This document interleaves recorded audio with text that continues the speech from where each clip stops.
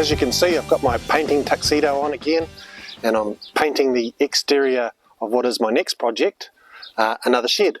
But it's not the exterior that's the focus of this project. If you come around the corner, I'll show you the interior.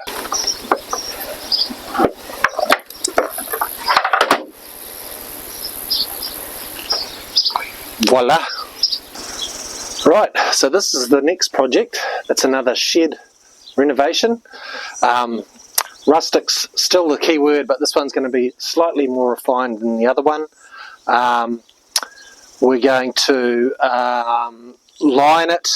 You can see the bale of insulation behind me, so it's going to be insulated, it's going to be lined, it's going to have power into here. We're going to put a window in the back wall, and it's going to be used as kind of a multi-purpose office slash workspace slash get rid of the children when we're sick of them room. This shed was originally built by my late father. I was a teenager at the time, so between 30 and 35 years ago, and a few months ago we moved it here to my place from my mother's house, which was an adventure in itself. And you know, after 35 years of being out of the elements, it was in amazingly good nick. There was a little bit of rot on the floorboards and some of the framing around this door, but really everywhere else was solid. So what I've done is I've replaced couple of the floorboards in the corners there, some of the framing timbers in the corner, and then I've added extra framing around the walls and the ceiling at a size where I can line it, and that will be where the joins for the lining material that I've bought end up. So today the first thing I'm going to do is I'm going to cut some, I've bought some treated ply to line these doors with. I'm going to cut some insulation to go in the doors, that one there, this one here, and then I'm going to cut the ply to shape to line that. The reason I've chosen ply, it's exterior treated ply, fairly thin stuff, only about 5mm thick I think, is just that I thought, you know, these doors might be wide open one day, and if we've gone off elsewhere and we have a shower come down, they might get a bit wet. The other lining product I've got for the rest of the interior here is not a product that you want to get wet. I mean, it'll be painted anyway, but I thought I didn't want to risk lining these two doors with it.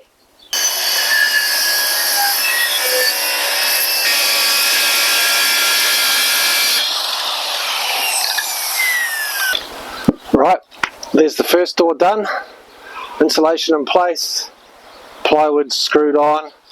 I've got this door here ready to go, insulation's in there, and now the plywood's cut and I've just got to fit it.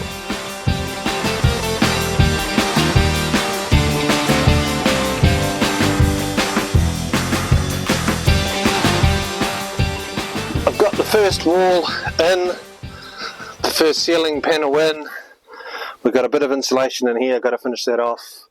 I've got some insulation in the ceiling there, and normally when you put insulation in your ceiling, you put your ceiling panel in first, and then of course get up in the roof space and put your insulation in, but we can't do that in this instance, so I have just put some strips of duct tape across the framing there to hold that insulation in place before I put the ceiling panels in. And then the other thing I've got to do before I do any more is we've got these diagonal braces that my father put in when he built the shed.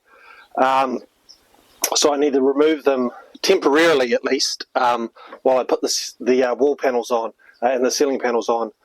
I haven't decided whether I'm going to put them back into place.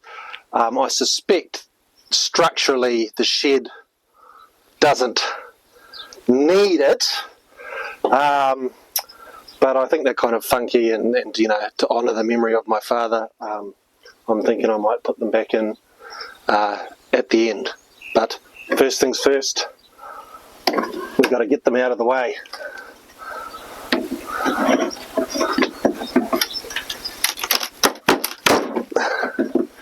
Hopefully, without destroying the shed.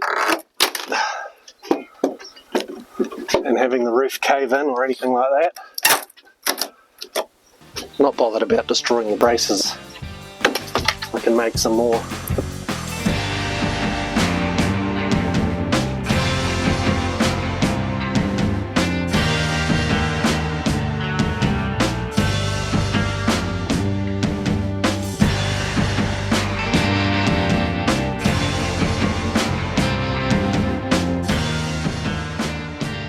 With the electrician having announced his imminent arrival, it was time to take a break from lining the shed to start digging the trench to run the power cabling. As you can see, it was a pretty big job.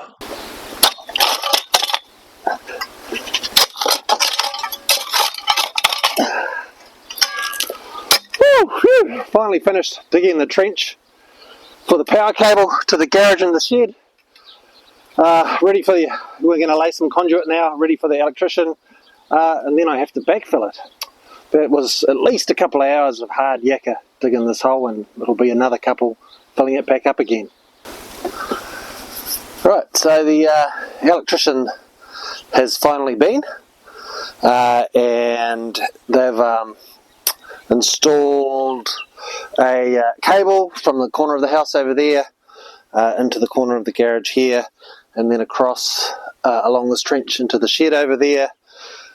We've got a subboard in the garage, a couple of power points, a couple of lights in the garage, and then in the shed over here we've got another light and another power point, which is fabulous. So my first job, now that the electrician has been, is to fill in this trench and chuck this caution tape in there.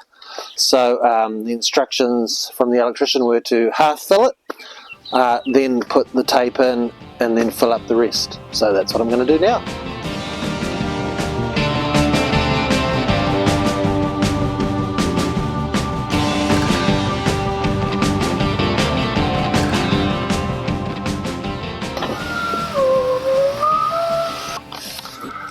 That trench is all filled in now.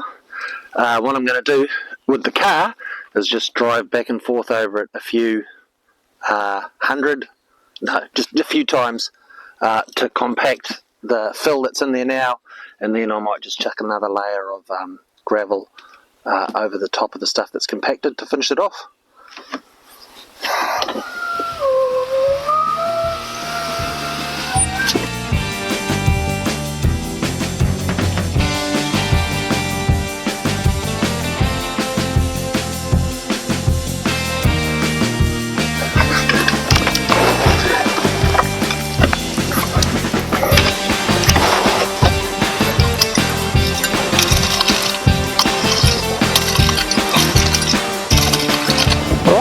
There you have it, there's part one, the doors and digging, done and dusted.